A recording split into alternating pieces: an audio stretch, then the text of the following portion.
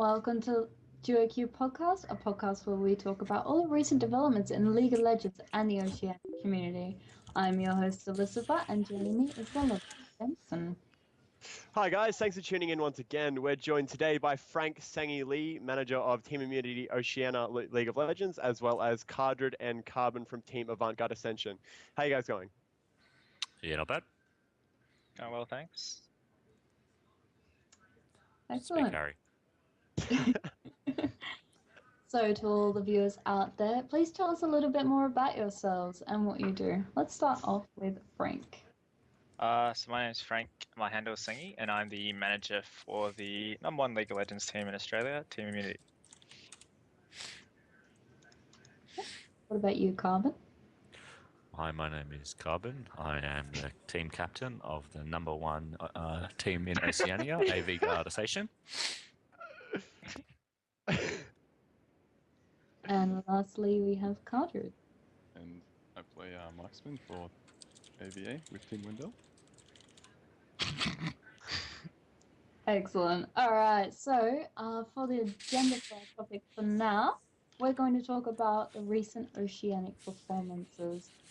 Overall, what are your guys' feelings about how everyone went this last week?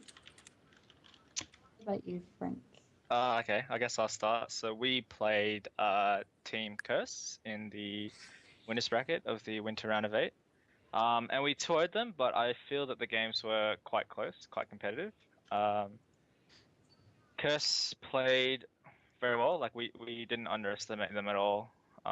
We always knew they were going to be a tough opponent, and like they showed that they could put up a good fight. But I'm pretty proud of how the guys went and how we actually managed to close out the game, which is good. Carbon? Yeah, so we played YSC, who were, for us at least, have been kind of a bit of a surprise packet. A bit of a dark horse, I suppose, in that they hadn't really ever put up results in previous tournaments. And in Scrims, we had never, I don't think we'd actually ever lost a Scrim to them. But I mean, Scrims are Scrims, it doesn't really mean all that much. But they played really well against NV last week, a really strong late game team. And again, against us, in all 3 games, we had a lead. In all 3 games, we struggled closing. They played particularly well in the first one, even though we threw a Baron a little bit. But yeah, no, good team, and I expect good matches from them next week as well. Awesome. Harry? Or Cardrid, sorry. Yeah, really not expecting them to go in with that good of a form.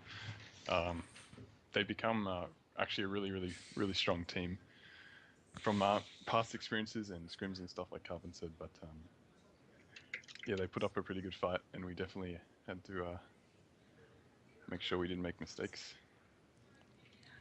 And how exactly how confident were you in your team, like beating them, just the Carbon and Cardrid? Because you said you'd beat them in scrims and stuff like that, but were you confident that you'd still beat them in the tournament, or were there like big challenges you had to surpass, like anything that you're worried about? Well, I mean, you always have to be confident. I think if you're not confident, you're setting yourself up for failure. But outside that, yeah, I mean, we didn't. It's not to say that we expected to beat them, but we definitely knew we could beat them as long as we played the way we wanted to play. And I think for 90% of the time we did that, and then the 10% of the time that we didn't do that, we threw away our game. But in terms of things to watch out for, they're a hard team to play against, particularly for mid lane. Obviously, we like to run Yasuo a lot. But one of the big issues with Yasuo is the fact that he loses to Swain. So YSC likes to leave Yasuo open and then threaten with a last pick Swain to destroy Yas, which we've fallen for before. So drafting was really important for us. And what about you, Cardrid? Like anything from the bot lane that you had to talk about? Pretty sure they lane swapped twice out of the 3 games. One we weren't ready for. I'm pretty sure, Carbon. We weren't expecting them to lane swap, but No.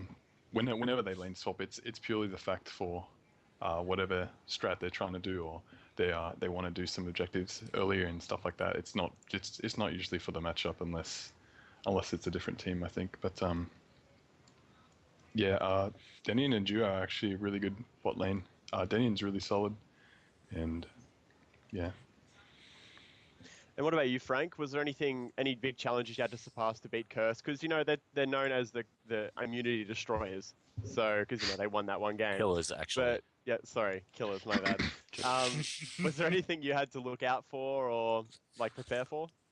Well, I mean, going into a game against the fabled IM killers who toured us once in a go for lol, we had to be, incredibly well prepared. I don't think we were terribly like. I still think going into that game, our biggest enemy was ourselves. Like you could see, most of the times we got behind was because we made some poor decisions, especially game one at Dragon, where I think we got aced we traded like 5 for 1 or something, but then we still managed to close out the game. And I think that just shows that we just have a lot more composure and better mid to late game decision making compared to a lot of the Oceanic teams, especially Curse, who I think are all individually talented, but like once we get through that laning phase and we start transitioning into the mid to late game where objectives and rotations are a lot more important, we definitely have the advantage over Curse.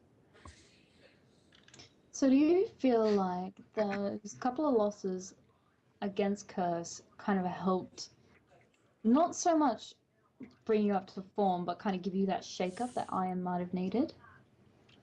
Actually, I think after Autumn we got a little bit complacent because Autumn wasn't really much of a challenge for us, and we kind of let everything slip a little bit, I guess. Like we didn't prac for about a month straight. A lot of players were kind of taking time off, taking holidays, things like that. So we'd slip individually, like mechanically, as well as kind of as a team. But then close towards the round of 8, like I'd say about a week before the round of 8, is when we started to really pick that up again. Because like we were losing scrims to like fairly average teams at the time. And then that was more of a I didn't say anything in particular, but like that was more of a wake up call for us than anything else. Yeah, so I think we kind of got our stuff together before the Curse game. All right, that was, yeah. So you would say that it would be a positive thing for your team to experience. All right, so I think my co-host has dropped. All right, so let's go for the AVA boys. So you guys, what did you think about how you played against YSC? I thought we played as a team. I thought we played pretty well, actually. I think in almost all the games, I think bar the last, actually fell behind during laning phase, or got picked transitioning between lanes. So often, I think in almost all the games really, we were behind on kills but up on gold. And I think what that suggests is that individually we didn't play particularly well, but as a team we played much better. Especially in the first game where I think they had a number of kills on us. I think almost every lane lost, just from recollection. But we still took every tower on the map before we lost, and we still had many towers left up. So I know for myself, I didn't play particularly well, but I think as a team we played very well, which made up for it. Excellent. And this question's for you, Cardrid. Do you feel like they improved since their game against NV? Yeah, definitely. I mean, not saying they improved is probably not right. Our games were not probably what we expected going in. We expected to win, but we didn't expect to. It's not going in to expect like a 2-0 sweep. I mean, we expected them to put up a pretty good fight, and they did. Yeah, like what Carbon said about the how we played as a team. We definitely made individual like solo queue mistakes, and like there were a few slip ups, but like as a team we could like just focus on team objectives and out rotating a bit better. And was it shocking when you guys actually did lose first game? Like, how did you recompose yourself to make sure that you had control over the other 2 games? Because, I mean, it sucks to lose the game, and it can put people on like that small amount of tilt. But there was a lot of talk in like the chats and stuff like that, talking about you, Carbon, saying that you were tilting after it, and like yeah, there's a lot of talk about it. And how did you make sure you were composed and like very much so ready for the next two games to make sure you didn't lose again, because it's a big thing losing. Okay. So we had the day before. What? You're breaking up a Did little I bit. lag out? Yeah. A little bit. Yeah, it was going to happen eventually. Am I right now? Good enough. Good enough. I'll deal with that. Okay, so in the first game, we decided to try out a relatively new comp for us. We only practiced, I think, for 2 days before that, or maybe not even, maybe even 1 day. So we hadn't practiced that much, but we thought, oh, we'll show them something new, different to what we usually do. But because the gold was even though we took towers, we did the KL pick really stuffed us up, and I think it was I rewatched the VODs, and watching the VODs were very different to the atmosphere within the game. Even though on the VODs it looked like we were constantly pushing the towers and constantly pressing them into their base, within the game we always felt like we were behind. We always felt like the other team was stronger, because in a team fight we couldn't win. We could push towers, but we couldn't dive, and so really they were just a time bomb in that sense. And we decided to go for Desperation Baron because we thought we needed something to give us the edge in order to dive them, and we stuffed it up. I think even if I hadn't missed Spine, I think we would have gotten cleaned up after that, and that would have given the opportunity them the opportunity to take inhibs. So yeah, it was a bit of a shock losing the first game. In terms of composing ourselves, really we just decided to go back to what we always do, which is just siege comps. So we said, stuff it, like let's just go back to siege comps, so we don't need to dive. And we played that 2 games in a row, and that got us the wins. So I think that worked. Did you feel like you guys had to tailor a different strat to this team, seemings as they did so well with their turtling against NB, or? I definitely think that not so much a new strat, but more using the strat that we usually use. We wanted to use a team fight oriented strat where we would take early towers in order to get a gold lead and then dive, but it didn't work. And so after that we decided, well, if they're just going to turtle, let's just pick something they can't turtle with. So we just went Nidalee Elise Morg in the second game, which is just retarded. Like you hit one skill shot and somebody dies. And then in the second game, we left Ziggs up. I think we outdrafted them really hard in the second and third games. And so we got Nidalee Elise Morg one game, which was retarded. And then the second game, we got Ziggs first pick. So, yeah, we just poked him out of the turtle, which is the way to deal with that. And what about the whole lane swap situation with most of the games? Did you find that, Cardrid, this is to you, did you find that they might have done that because they believed that you guys had a stronger bot lane? Or did you find it was because they wanted to like push objectives faster, or what? Well, me and Ejim, we tend to play basically really aggressive in every game. Usually against every team that we know that we can play aggressive in, and maybe their swap was just for not versing us, or it was for securing objectives or something like that. But I don't think the swaps are for trying to not verse the 2v2 bot lane and stuff like that. It's usually just for more based around the team and how the game will play out.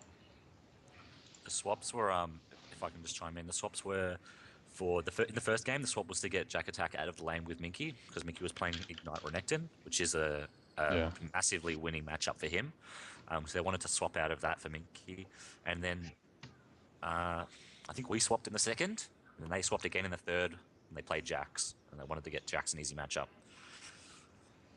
Did you just say Minky on Renekton is a winning lane? Contestable, I suppose, but they were afraid of it enough to swap, so... Alright, so you were talking about how sending the AD and the support up in that top lane to swap out against a double top lane. Do you feel like you guys were good at your rotations follow up after taking that tower, or how did you feel like you went with that?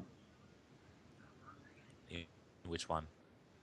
In all your games, any game that you played where you put your two bot laners up top, do you feel like you, AV, are confident enough in your rotations to keep doing something like that? Oh, 100%. We out-rotated them in every game, without a doubt. I think in the last game we got first tower, we got drag at like 6 minutes, then we rotated top and took top tower, then we grouped mid and took, I can't remember exactly, but it was like both mid towers or something along those lines. Like, that is definitely our biggest strength.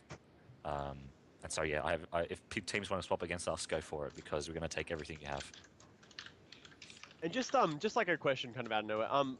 A lot of people have asked me, and like about the podcast and stuff like that, and they've asked me about who generally shot calls in a team.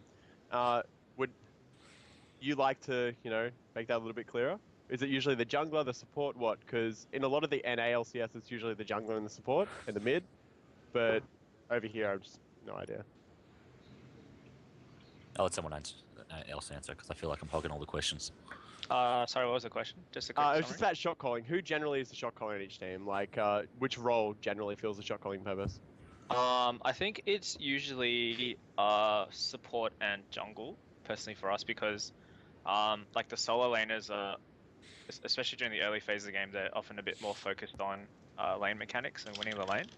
Whereas junglers and support can have a bit more of a presence kind of over the entire map, especially as a jungler when you're constantly kind of looking at your mini map, seeing where to set up for ganks and possible rotations and where you can make plays. And I guess Carbon can probably add a little bit more to that, but for immunity anyway, that's how the setup works. Is that Sam and Andrew, who are the jungler and support respectively, they're the early game shot callers, and then towards the end of the game, kind of everyone has a bit of an input towards our rotations and decisions.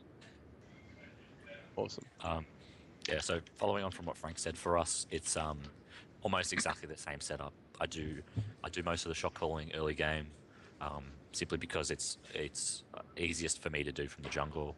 I think I'm also a natural leader in some settings, and I think this is one of them.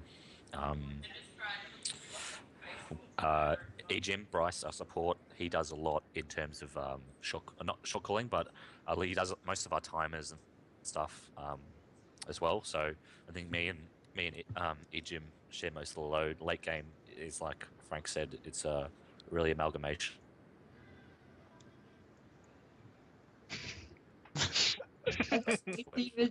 All right, so he's probably going to join in and cut me off.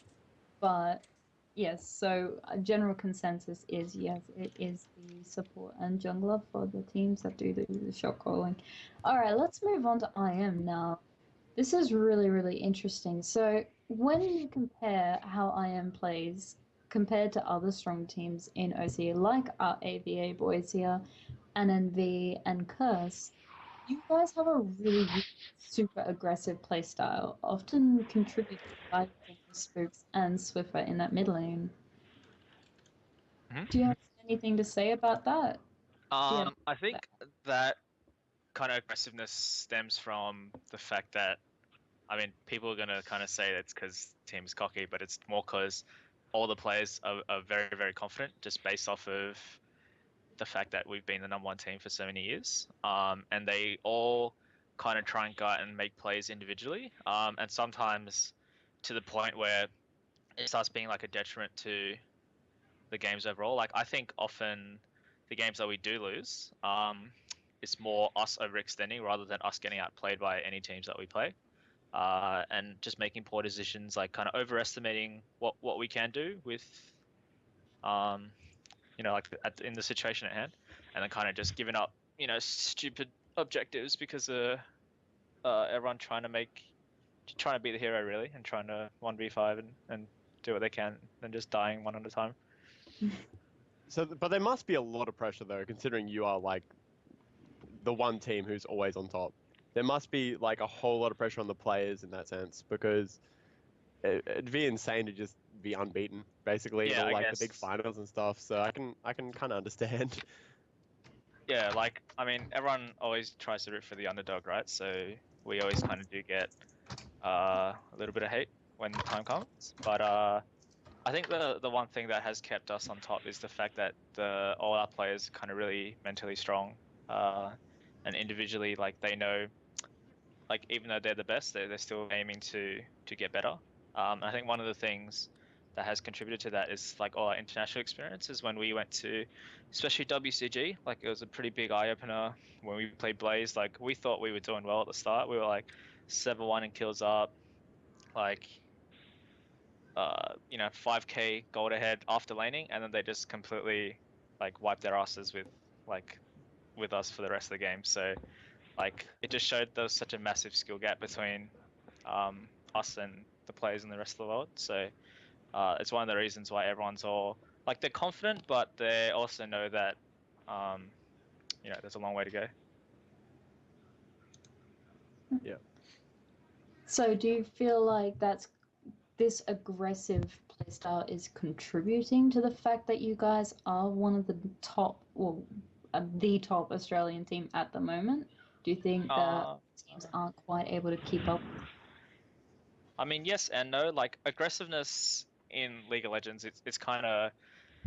I think it's more like controlled aggression is the best way to go about. Like you more need to know like when the right time to be aggressive is, as opposed to being aggressive all the time. Because like at the end of the day, like when everyone's mechanics and everything are all kind of similar, like on par, which I believe in the Oceanic scene, like in this day and age, everyone is all very individually skilled. But what sets teams apart, like teams like us, teams like Ascension, teams like AV Redemption, is smart decision making and shot calling, and knowing when to be aggressive and knowing when to back off and play the turtle game. Okay, this may be a question you're probably not going to answer me, but what do you think is one thing that the other teams can do to maybe beat IM? Get better. I think that's as good an answer as I'm going to Yeah, get. I mean, that's something they should be figuring out for themselves, I guess. Mm-hmm. I got the secret.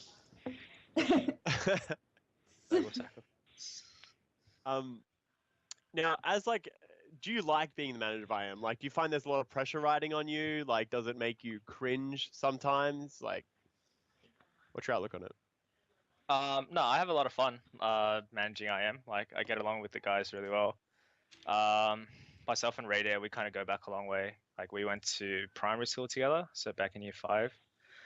All the players are really fun to work with, and like, it's really amazing working with them and seeing their kind of dedication and their willingness to learn and always get better and stay on top. So, I mean, like there can be times where it gets tough, like when Simon or Swiffer says anything in a game and I have to do damage control. But apart from that, like yeah, it's a lot of fun, and I get to meet a lot of cool people like beyond IM as well, like the Ascension boys and all that. So yeah, I'm definitely enjoying it. Yeah, no worries, buddy.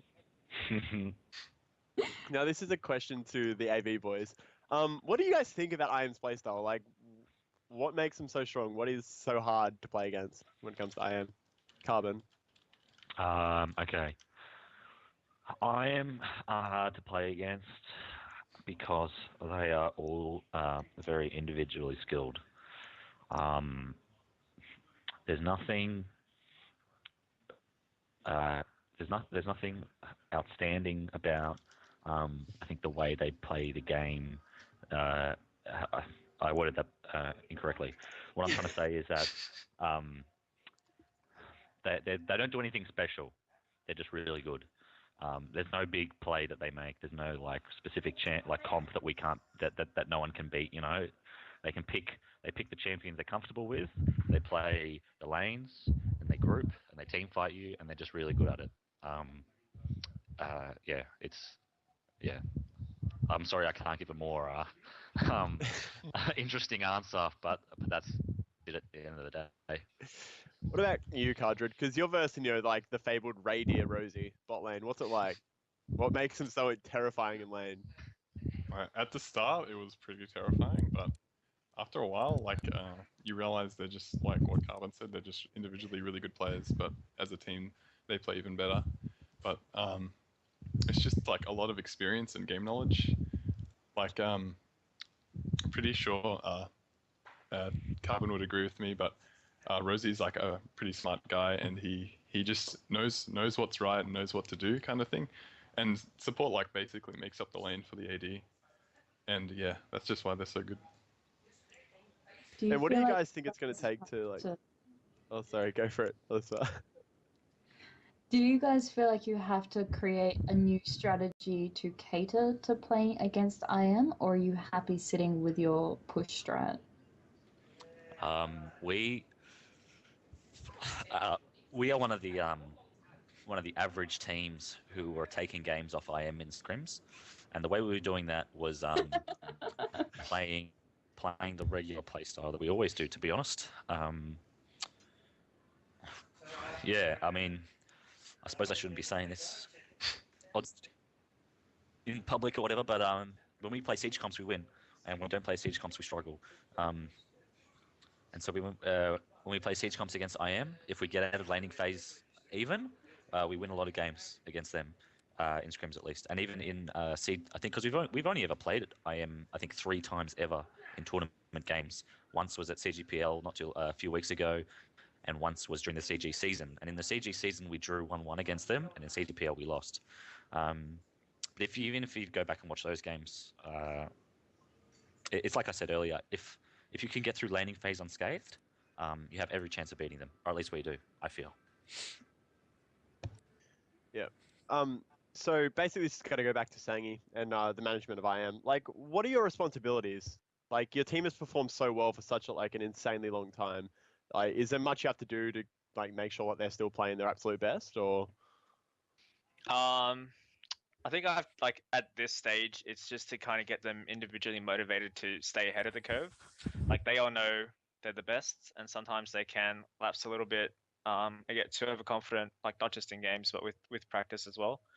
So it's more about kind of motivating them to all practice and do what they can individually, like beyond scrims and beyond everything we do as a team. So, doing their individual research, watching VODs, watching like competitions from around the world, playing solo queue, things like that. So I think that would probably be the toughest thing to do at the moment. Aside from that, I just do some of the basic management work, like organize scrims, do social media, promotion, advertising, be a life coach, things like that. So is it tough managing the people, the community members, because they're so cocky? Like, is it tough? Like, does it take its toll? Like you said, that Simon can be a little BM every now and again. Like, is it hard? Like there are it's moments like if I had to say overall, I'd probably say no, because like I mean I enjoy what I do, which is why I don't really find it, like difficult, if you know what I mean. Like it's a challenge, but it's something that I kind of embrace. Like if I do have to be the one who kind of gives them a bit of a kick on the ass and tell them, hurry up and play some solo queue or do your research, do some homework, things like that. Like I'm always willing to do it, and like I don't really get a lot of resistance because like at the end of the day, like they know, I mean well, like I'm doing it for the good of the team, so like they'll end up doing it. Like you just have to tell them like 8 times or something. Yeah, awesome. Excellent. And what do you guys find as the AVA, not R? Do you find that there's a lot of resistance to your scrimming? Do you find that a schedule's hard to keep, or are you pretty solid?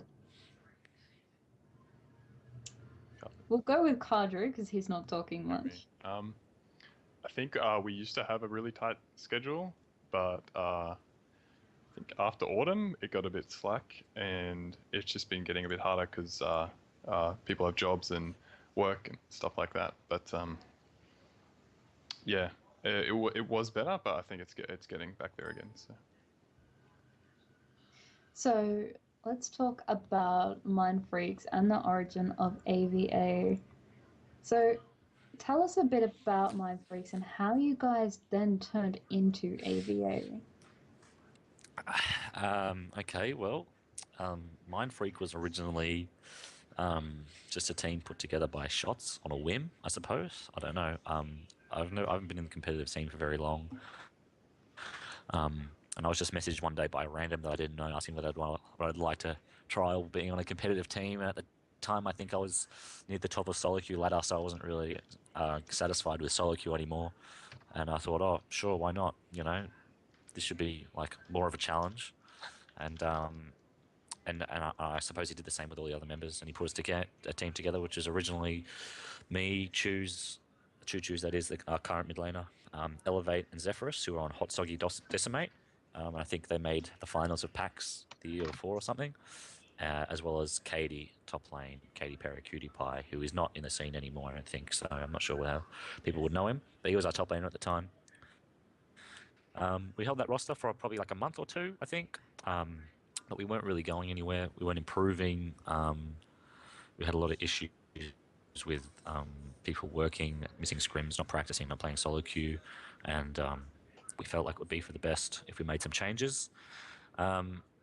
So we picked up a new bottom lane in Eric Chimness and Cardrid, which in retrospect has been a great decision because they're great guys and very good players. Very shortly after that, I think we lost a game to somebody, and Katie, our top laner, who was a very emotional person, didn't handle the loss very well, and decided he no longer wanted to be a part of. Well, not even he didn't even decide that he didn't want to be with us anymore. He just disappeared one day, and he came back a few days later, and we were like, "What the hell's going on?" And I said, "You can't do that shit again, or you know, we don't want you." And he said, "Well, fine, I'm going then." So I said, "See you later." So then the hunt was on because Choose had just left for school. He didn't want to play anymore, so we needed both a new mid laner and a new top laner. We originally picked up Minky for mid, and we're trying out a number of different tops, but none of the tops were really working. And then Choose decided a few weeks into school that he could manage the workload along with LOL, so he came back. We decided to give Minky the opportunity to try out top because the people we had tried out before we didn't really like because OC, I would say OC lacks depth and talent in general, but particularly in the top lane. Nobody plays top lane, and even on top of that, top lane solo queue doesn't prepare you for top lane competitive. So we had a really tough time. So we just put Minky up there and see how it went, and he did surprisingly well, and he was really motivated to improve when he first started. So he improved really quickly. So that's how we got to the roster we have now. And then I don't even know what happened with AV, to be honest. We weren't really getting much from Mindfreak. I think it was more a name more than anything else. Not that I have anything against Mindfreak, obviously. Uber is a great bloke, and I appreciate everything he did for us at the time. But at the end of the day, they just didn't have the budget to offer anything, and AV came along offering us all this stuff, and our manager Shots jumped at the opportunity. So much so that I actually didn't know we were going to AV until I woke up the next day and he told me that we were in Avant Garde and our new name was now Ascension. So not only did I not know we were going to a new sponsor, I also didn't know that we were getting a new name that I didn't get to choose. I heard you had some alternatives in mind. I had a number of alternatives in mind, but they all got shot down very quickly. And so yeah, and that was, I think, a week, 2 weeks before autumn that we finalized our roster and got a new sponsor. So Excellent. that's it. All right, Awesome. Cardrid, so this one's for you. What do you guys feel about being Avant's second team? Is this for me or Carbon? Did you say Yeah. The Avant B Oh. team. Oh, Yeah. B team? You're gonna label us as a B team? Nah, I think it definitely has its perks, and you can't argue with having such a good sponsor. I mean, Avant has a gaming house. They're like one of the strongest sponsors in Australia for League at the moment, and a few other games, I think. And we don't really mind. I mean, it's not a big deal. We just play as five, and just us five, and we don't really mind what label we have. I have one more question just along this line. So we have Redemption in the gaming house, mostly, I'm assuming. Mm-hmm. Would you guys all move into the same gaming house, or are you quite happy not living in a house together? I mean, I think we could all easily do it. I just don't think it's feasible for us I know a number of us live in different states and weren't really open to the idea. Even with AVA there, I think there would have been room, or they were willing to make room for us to come in. But yeah, no, I mean, I don't think any of us were keen, bar Mickey, to go. I mean, I would be keen if everybody else went, but it's not. I mean, yeah, no, we just weren't interested. We're not inclined either way. Yeah. So jumping away from that, we're going to go into the more solo queue side of things, because there's a lot of people who want to know how you guys are challenger, how you guys got up so high, how you're the How best, did I get a challenger? Who knows? how you're like the Why am I so bestest awful? Elise ever, and Wait, like Rengar? Cardrid. Oh yeah, I witnessed that. Rengar. And then how Cardrid can do those like cool vein things where he like tumbles and kills 4 people. It's people just need to know this kind of stuff. What sort of advice have you guys got to give to someone who is stuck in bronze or silver and wants to become as good as the real Carbon and Cardrid? Wanna go Hey man, first, I'm in plat 3. Why aren't you asking me that question? You're awful, You're next, Frank. You're next. I got demoted. So we'll go with Got a Cardrid lineup first. boost. What advice? Come on, I saw you climb lot. from gold to challenger in like 2 weeks. So A lot of it is finding where you're comfortable. Not so much like champions, but knowing what you play the best, kind of. That would be the main reason. And practicing. Like, practice is just like important with anything. You have to be good at what you're doing. You have to put in the hours and stuff like that. And probably finding those comfort champions. And it's not about like how well you do. It's just about if you just need the wins and you need to get up there and stuff. Albert? My number one tip is your attitude. You just need to make sure that you're a positive influence in the game. You got to cheer everybody on, make sure they're up and about, because if everyone's happy, everybody plays well. So it's really about keeping your morale up. You could be 10k behind, and Hang Mark may have AFK'd by this point, but as long as you keep your spirits up, like, you're probably going to win. So just chin up, boys. You'll get there. but what about those people who are stuck with bad noobs and feeders, who just feed every game in AFK? Like, what tips have you got for them, Carbon? Okay, so that first tip was entirely facetious, and it's a tip I usually give when people ask, because of all that retarded shit they spout on Reddit about how being happy wins you games. At the end of the day, it's all experience. The more you play, the more you win. Pick a role, main it, pick like 2 or 3 champs, main them, and play only them. That's the best way to gain elo. It's not the best way to improve as a player, but it's the best way to gain elo. And that's it. There's no tricks, If you improve as a player, your elo will improve. I mean, it's as simple as that. And maybe just like a more of a personal question for both of you. Who are the 3 people you generally play in solo queue, Carbon? Mine changes a lot. I'm not a big. I wouldn't say that I main a champ. I got asked earlier this year what champ I main, and I honestly I said Lee Sin only because it was my most played, but I wouldn't say I'm Lee Sin main. Like Tim Ryan Choi Wendell. Cool Fang. I just play whatever's fun at the moment, man. Like right now, I'm spamming Rengar games. Yeah. I play Wonderful. Elise. Great champ. I play Elise in competitive almost every game, but I never played in solo queue. I never play. Honestly, I never play Kha'Zix. I never play Elise.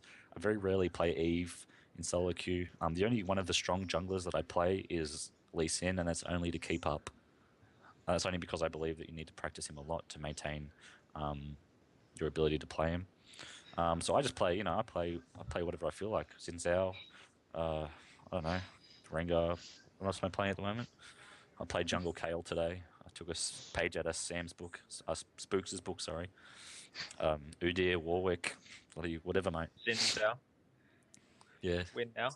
Xin Zhao win now. Yeah, I've seen your jungle Aatrox as well. That was Yeah, I pretty play incredible. Aatrox. I play anything, man. And Cardrid, as an ADC, like, it can be sort of hard to solo carry a game, like, because you're not like the jungler. You can't be everywhere at one moment. What champs did you play to climb? And what was good back then? You played Eve. A lot of Eve. I remember Eve. Oh yeah, I played. Oh, that was yeah, that was Eve was like cheesy for a bit of a stage and was pretty easy to get wins with, but it's not like the jungle AD doesn't really change as much. It takes like a while. It could be like 2 or 3 patches for like a whole new AD lineup or the best ADs to play, but I think I only play Lucian, of course. Lucian's like right now. Lucian is just like so good. Like that champion just beats every other AD. Like if I'm not here for like a scrim, if I'm not here for like champ select, I'll come back to see like Lucian locked in for me, and I wouldn't even realize, oh, you guys picked Lucian for me, okay. Like I have no save because Lucian's just that good right now. And then there's like Caitlyn and Jinx, which are both pretty good. I'd say Caitlyn over Jinx at the moment because of all the CC meta kind of thing. And then you have like your trick ponies like First Mate's Draven and stuff like that, which are really good. Am I missing something? Graves? Forgot about Graves. Oh yeah, Graves. Graves is I played him a bit in the regionals just because he's pretty good against those you get up in their face kind of thing. Like Lucian, he beats Lucian pretty hard because of his burst, and Caitlyn, stuff like that. But he's not very good because of his range. Also Twitch, I forgot about Twitch. Twitch is good, more of like a Korean pick. Not many people play Twitch on OCE, but he is something to adapt to, and he's not like most ADs. You have to really know how to play Twitch if you want to play him well. And yeah. And do you find that solo queue is a big difference from team play? Like a whole big, like massive difference? Not with the sense of playing well. I mean, when we joined, me and Ejim, we both like it wasn't anything different. It was just getting used to listening and like how you play as a team more than killing everyone in solo queue kind of thing. Yeah. I would say they're incomparable, really. I mean, I suppose it's not the same. I mean, bottom lane is bottom lane. You know, they sit together and they farm. It doesn't like the only real difference is what lane they do it in. But from my perspective, it's totally different. You know, like so jungling solo queue, jungling competitive, light years apart. When I first started playing competitive, it took me. I had to do a lot of learning very quickly because when we first started playing together. All I would do every game is I would clear my buffs and then I would camp mid, just like solo queue. I'll just camp mid. And we would get kills mid, but every other lane would fall behind. And if they lane swapped us, I had literally zero idea what to do. I would just run around in circles while all our towers fell. I'd like to think I've come a long way since then. And I think that that's a big issue that a lot of teams who pick up new junglers and they pick them up from solo queue, I don't think people give them enough time to adapt. If I can use Rippy as a case study, he was picked up for being a high elo solo queue player. I think he was like second or third when Dig picked him up, and I don't think he ever got the opportunity to develop his style of play for competitive. I think even when he left, he was still playing his solo queue style, and I think with more time, I think he could have been a really good player. All right, so going on about team play, now, Sangy, how important do you think it would be for an amateur LoL team to have a dedicated manager or coach? Not that important. Like, I mean, that's a bit of a difficult question to ask. Like, for them to have someone like me, I don't think it's too important. But for them to just have someone like just a sixth member who can kind of handle like scrims and organize everything, so like all 5 players are on the same page, I think that's important because that's kind of what keeps the players together. But like, if you're an amateur team, like you don't really need an analyst. Like if you're an amateur team, you're amateur for a reason, and that's you have bad mechanics and you're like not that good at the game. So like that's like in terms of having like a coach and everything, I don't think it's too high a priority. All right, so what sort of advice would you give amateur teams that want to break into the competitive scene? I think one important thing is consistency. Try and stick together as a team, play together, and like build synergy with each other. Another one is probably your mentality. Like you're not going to be winning at the start. You're not going to be the best at the start. You're not going to be even close to the start. But you have to understand that, like you learn from losing, and if you keep losing, you learn more. But if you're not building on those mistakes and you're not like getting anything out of like losing or being outclassed by anyone, then you're never going to improve. So you just need that mentality that you want to get better, and you have to know what it takes to get better, and you have to accept the fact that it's going to be a long journey, but if you stick to it, you'll get there eventually. So we had university teams in the winter regionals, sorry. How do you feel like teams like that and amateur teams can, one, scrim against big teams like IM or AV? Do you think it's beneficial for them to start playing against somebody as high skill as that, or do you think that they should start off more smaller? I think it depends. With the winter, I guess I use the two winter arena teams as an example. Like the ones we played, CMS.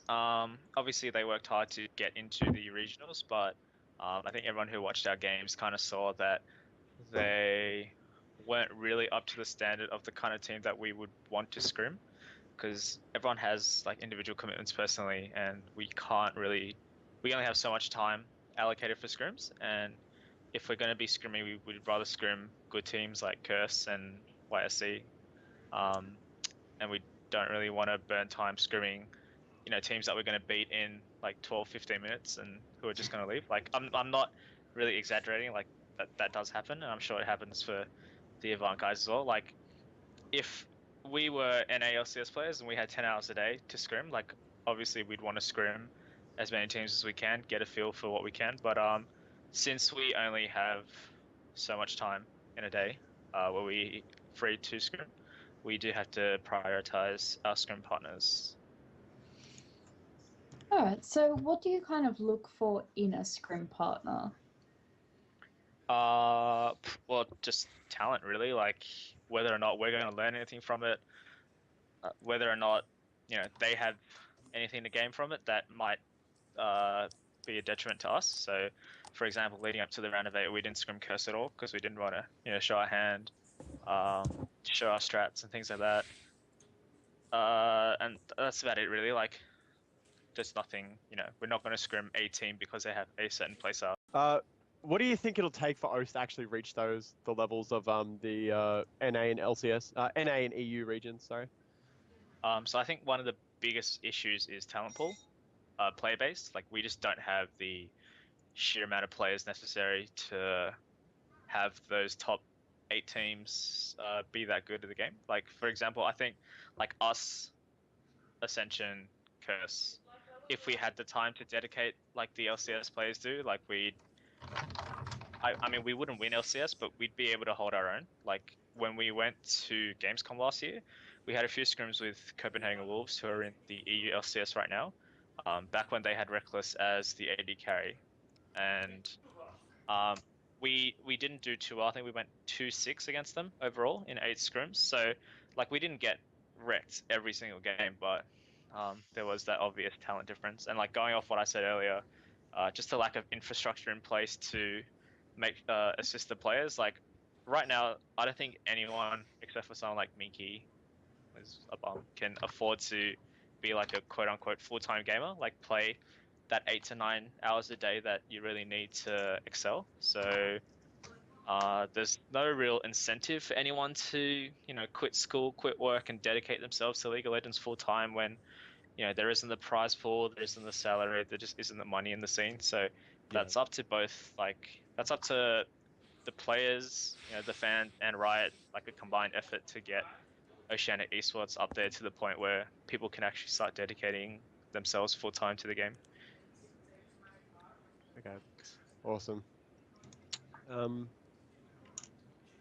the stream is up right now? Let's see. I think it is. Yeah. All right, how about we ask that funny question? Hey guys, do you want to take that one, Benson? Okay. So we were talking earlier about egos and people who are cocky and all those little fun things that is in Oceanic solo queue and competitive play. Who on your team, we'll go with AVA first, who on your team talks that little bit too much I'll tell you in what. solo queue and stuff? I'll tell you what. You would never guess it. You would never guess it. But bloody AV Choo Choo Z behind closed doors is unreal. I have never heard him AV. say a thing in the solo queue games I play with him. He's always quiet and lovely. That's what I He said. maintains a list of do not play with. I think he Yeah, instant dodges. dodges. He has an instant dodge list, and there's about 25 names on there. Yeah, he's a list. And Wow. all as soon as we get after finish a competitive game, he'll just be like, "Oh, so and so is just so shit." You know, like we'll scrim against like IM or something, and like he'll 1v1 Swiffer in lane and be like, "Oh, Swiffer's so shit. How did he ever get on that team?" Be like, "Come on, Aaron, man, that's a mate of ours. Like, be nice." Like it's he's just uncontrollable. He's a monster, really. He's a monster. But who publicly speaks the most in solo queue and stuff? Publicly in solo queue, I don't know. Me, Bryce, and Ejim and Cardrid can all be pretty bad. I think Cardrid has the worst rep, but I don't know whether he's necessarily the worst. I think he just gets. I think he just cops it for a lot of us. Take it.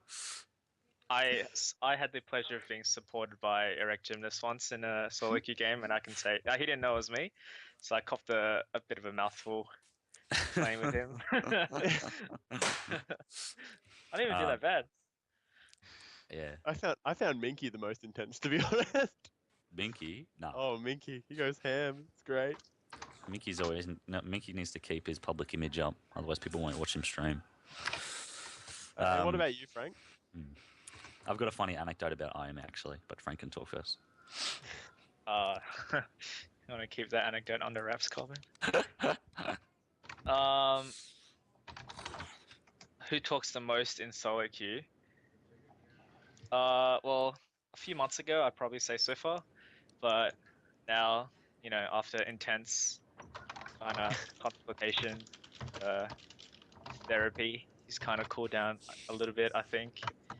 I don't think anyone talks that much in solo queue. I wouldn't know because if I spectate, you can't see team chat. But yeah, definitely before Simon was quite outspoken. Carbon's going to tell a story. It's an anecdote, so the facts aren't going to be 100% accurate. So he's going to recount what he thinks happened. It's fine. If you want some insight into the mind of IM Swiffer intelligence, though, it was the Monday.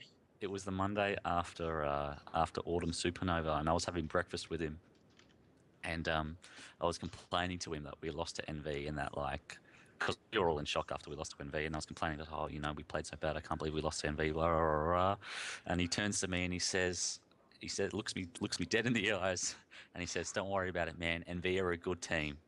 And about 2 seconds later, he just burst out laughing in my face for about 10 seconds.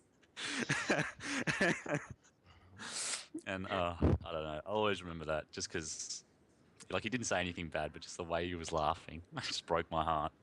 Yeah, just broke my heart in two because that was just after they 3-0'd them in about 10 minutes. So yeah, I think Simon isn't directly BM anymore. He's more sarcastic, kind of. He's not bit of a smart ass.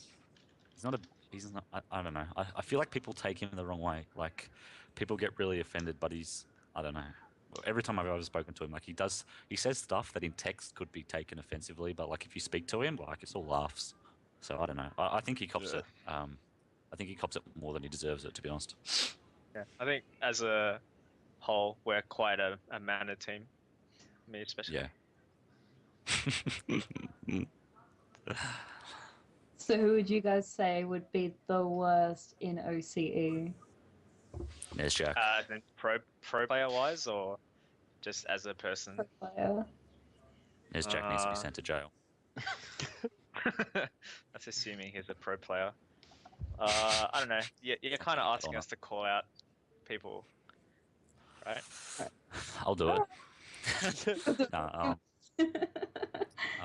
I think according to most of the Redemption boys, half of OC is autistic, so probably point the finger at a couple of those guys. But everyone has off days. I think I'd say This if is- anyone, and I don't mean this maliciously, obviously, but I'd say if anyone T Gun, and only because no, but I only mean it because he makes a lot of comments about pro players like while pro games are being played, and like he'll put them like out in the public. Yeah. And I don't think there's anything wrong with that. I just think that if I had to say that if there's anyone who comments on pro players the most, it would probably be him, only because he does it in public, whereas the rest of us all just say it in between us. Fair enough. All right, guys. Well, 2 weeks ago, I think it was, we had post out on some of the society and such about who our fantasy league players are. Everyone made teams in OC, and I would like to announce our winners for the competition. These guys are the winners of a $10 RP card. So our winners are, first came the Ho. I apologize if I mispronounced that. Oh, that's me. You had 478 points in total. Congratulations. Our runner-up is Mickey Whale. I'm sure we all know who he is. At 465 points. And this is our Sam Brody, aka I Am Spooks Intel, at 458. So, Legends. congratulations, guys. You have won $10 RP, and we will send that to you. Alrighty, so, and last but not least, we did have quite a few questions come through in Twitch chat. Let's read those out.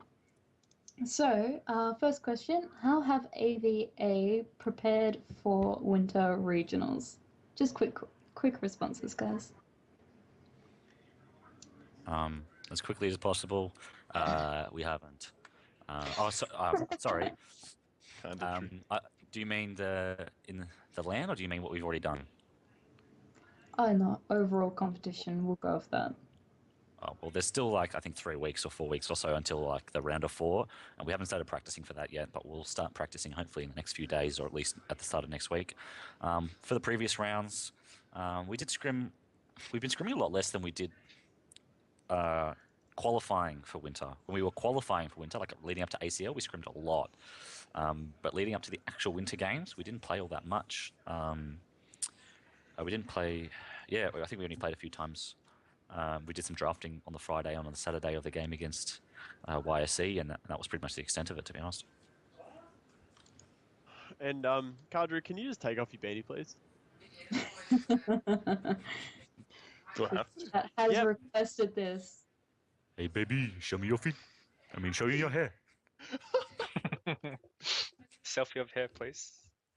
Unleash those locks, Harry. Oh, wow! There you go, Jesus guys. Are Christ. you a Lannister?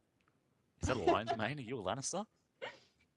Are you going to be Oh at my God. Supernova Perth? Can I take a photo with you for $70?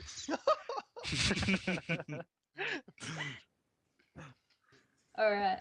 Next question: Have IM lost scrims to IM against other top teams? Okay, I think I know what they mean. Yeah, we have. As I mentioned before, like we do scrim a lot of teams, and like we've lost to the most potato of teams. But like I don't think. I mean, before we used to dump on everyone in scrims, but I think everyone has kind of improved as a whole recently. So, yeah, we've lost to people in scrims. As for how we play differently, not really. Like we treat every scrim as if it were a tournament game. Like I think the only thing we do different is probably team comp wise. Like we do sometimes like to try, like in champ select, Spooks would just be like, have some crazy idea, and then everyone would be like, yeah, let's play Vayne mid, and then we'd lose, and everyone would be like, well, we suck at the game. But like that's probably the only thing we do different compared to tournament games. All right. Another question we have is, what do you guys think of the new patch? And we'll Goodbye, go. Kha'Zix. Rip. Yeah. 4.9. We might not go off the ones that just been released. I don't know if everyone's read the patch notes yet. Well, Okay. if it was 4.9, Uh, Carbon can't climb the ladder anymore because Rengar got nerfed. Oh, shut thank up. God. Oh. 4.8 I thought was an interesting patch. Braum is as broken as anything. The door. The Jarvan changes were nice. I like that Jarvan is strong again. I can't really remember what else was in that patch, to be honest. That was a while ago already. Oh, Yeah. Soraka. Yeah. Yeah, I suppose she was pretty obnoxious. But we Yeah, never really had any big issues with her. I don't know. Maybe someone else I can think answer that better. 4.8 was quite a minor change. Sorry, minor patch. Blitzcrank got buffed, so that would be good for Tigon if he was still in team. All right. And what? Next question, sorry. What's playing in front of a live audience like? Does it affect player performance? We'll ask Cardrid. Sorry. Carbon. Carbon, can you What? mute for a sec? Never mind. Alright, sorry, can you Oh, say that again? sorry. That's okay. Somebody talking in the background. All right. So the question was, what's playing in front of a live audience like, and does it affect player performance? Well, it's definitely different because that was the first time for all of us together, like as a team. But I think it's each their own, like different for each player. I don't think any of us had any issues really, but it was pretty different. Like it was like a bit of a shock. But like as I said, it's more if you have your own issues kind of thing. If you're a bit like stage fright or something like that. Was it nerve wracking to just see us all standing over there just watching you, Cardrid? Yeah, Just staring at you the whole time. Yeah, it does put pressure on you a bit. But sometimes pressure makes you play better. Sometimes it doesn't. Touche. Yeah. All right. I know, it was my first experience. I thought it was totally surreal, to be honest. Yeah. How'd you I thought deal it with was, it? Yeah. it was, yeah, so nothing really. I mean, once leading up to it, I remember during the morning, because they didn't have any warm-up PCs or anything there, and I caught the flight in the morning of the game, because I had been busy during the week. So I arrived on the morning of the game, and I got to the thing, and I think I had walked around Supernova for 4 hours or so, and not thinking about anything else other than the game we had to play. So that period leading up to it was pretty torturous. And then once we got up there, it was like pretty crazy seeing all the crowd and stuff and everyone going crazy. But once Champ Select started, nothing else existed. Like it was just another game. All right. So, fun question. What were the alternative names you guys were considering for Avant? I'm not sure how many of them are. I'm not sure how many of them are appropriate for the podcast, but the one that I really liked was the AV Mega Killers. I thought it was a really good description of who we were and what we stood for, and that is mega killing the other team. So Excellent. And last question. No, sorry, not the last question. Who did you guys think would win out of NV and YC? sorry, AV Gator Boys was the other one. Shout out to the team for the Twitch chat. Gator Boys. Yeah, sorry, I didn't mean to interrupt you. Go on. Oh, that's okay. Who did you guys think would win out of NV and YSSC? In the rematch? In the one that went for like 75 minutes. Well, I think last week, and I think in the rematch coming up, Envy has to win it. I mean, I still don't know how they lost those games. They kept waiting. I don't know. They were just too afraid to dive. They kept waiting for BMA to insect someone out of the base, and to start an engage of insect on a dive is so much to ask of someone. Like it's not an easy thing to do because the other team knows it's coming. As soon as you hit a Q on someone, they know that you jumping in is a possibility, and they will just blow you up instantly. And they waited 75 minutes to do it, and then he finally went in and he missed the kick, and they just blew him up, and they just aced him and finished the game. And I think that happened twice. The other time they didn't really have any hard engage though. Like they had, what was their support for the second game? First game? It wasn't Leona, was it? The first game? Yeah, the first game. The first game was First game different. was The first game was they flashed into their tower and they both got blown up by the same Ziggs bomb. Oh, sorry. It The was just second game. bad The second mechanics. game. The I think second game. didn't they have It was did they Lee have Shiv or something? Lee Carter's Shyvana. Shiv can dive. Like Shiv just needs a dragon ult. They were that far up on gold that even if they misplayed the team fight, they still should have won it. Their problem was they kept trying to hard engage with like you said, Lee Sin, and then like Heaven's flashing in and pressing Zonya's. Like that's not a hard engage. Like that's gonna lose you the game. So yeah, and it did lose them the game. And honestly, this weekend they should win again. I don't like they dominated them early game in both games and just couldn't close. And hopefully they've learned from their mistakes this weekend because it would be a real shame to see that happen again. As much as I love YSC and massive props to them for winning the late game and turtling as well as they did. NV looked better for 40 of the 50 minutes. They just couldn't finish. But do you think YSC improved a lot between the NV game and your games? Because I think they played on like a whole another level, to be honest. Oh yeah, no, and they might improve again. I don't know. I think. No, I agree actually. No, I agree with you. I think they did play better against us. And maybe they play better again. Who knows? All I know is that last week, or the week before rather, that NV should have 2-0'd them, and they didn't. But I think this coming, Saturday or Sunday, whatever day the games are on, I think YSC will take it out just because of the kind of state that NV must be in after losing to YSC, which would have been quite a big blow. But like dropping a game. Yeah, dropping a game to UTS, and like the game they lost, like it wasn't even close. Like they lost in, like 21 minutes or something. So they got shit stomped that game. So I don't know how their confidence is looking at the moment. I think that's going to be really important. I think if they don't win the early game the same way they did in the first time, I think they're just going to tilt and lose straight away. I can totally see that happening. I can totally see them falling behind in game 1 and giving up. All right, next question. We only have one more after this, guys. How long do you think it will take for the LCS type competition for the OCE scene? How long do you think it will take to get to the LCS type competition for OCE? Oh, if things keep going the way they are, like I don't think there even should be an LCS in OC. Like the fact of the matter is, like it's just not sustainable. Like if you look at the 8th best team, like if we have like a CMS in the LCS, like I don't think either of those were really the 7th or 8th best team. They got in. But like through, even if you look at the 8th best team last season, it was Optic Snipers and EV. Like they weren't as bad as these guys are. But I still don't think like the fan base isn't there, the infrastructure isn't there.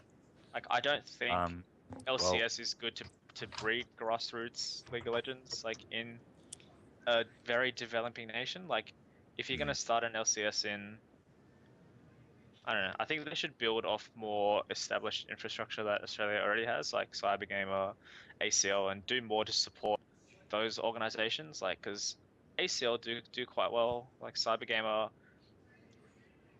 Like it's good, but it could be smoother, if you know what I mean. Like right now, I just think the fan base and the play base still needs to grow before we introduce anything like the LCS. So yeah, I heard a number somewhere. Yeah, I've heard numbers as well, but I don't think they're realistic. Well, I'll say it for the stream's sake because you would obviously, but I mean like I've heard like speculation, like I haven't heard.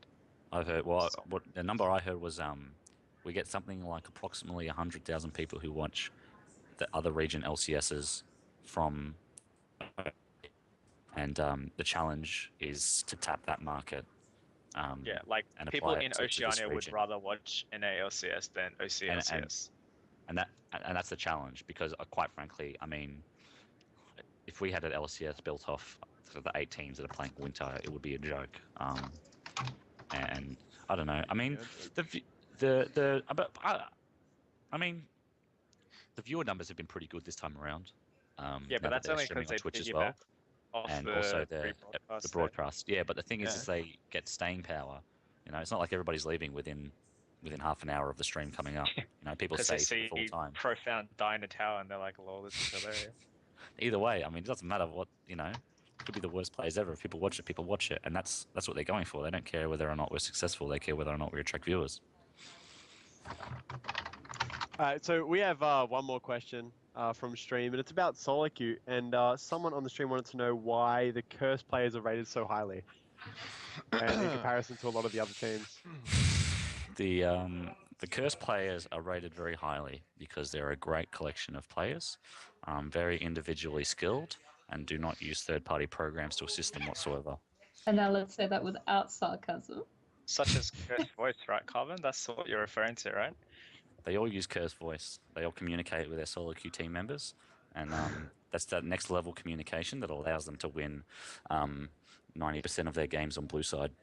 Yeah. Communication before games even start. It's amazing.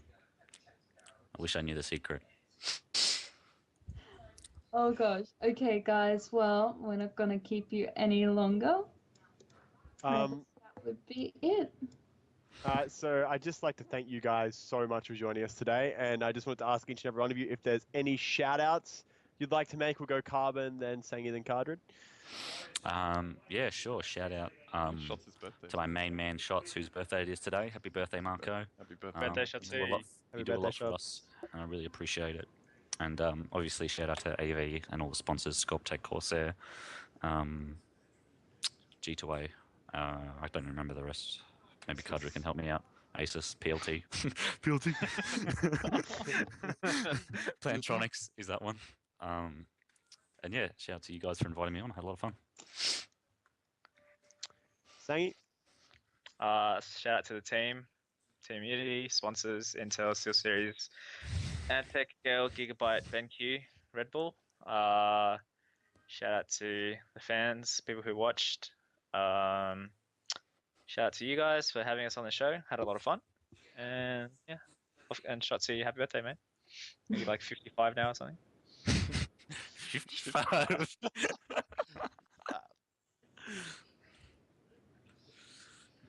Cardrid? A shout-out? Name goes twice for what Carbon said, and for Wes, who we the AV head owner, who we will be meeting in Perth for the first time. And yeah, for Shots' birthday for the third time. That's it. Yeah. Excellent. Well, congratulations all of you guys for making it to Perth for the Winter Arena. Of course, thank you to Twitch chat for your questions and for just giving us a bit of a laugh. Don't worry, we'll be laughing at you guys later. So thank you to all the viewers that have tuned in today. Duoqueue podcast will be back next Wednesday at 7:30 p.m. If you enjoyed the show, please follow us on Twitch and subscribe to our YouTube channel. Also, please check out our Duoqueue website, which is duoqueue.net.au for everything League of Legends. The guys post daily content and they're really great, so check it out. Lastly, you can follow me on Alicifer, and you can find lovely Bensin at BensonAU. This has been Duoqueue Podcast. Thanks everyone for watching. We're signing out. Welcome to Summoner's Rift. I think that's it.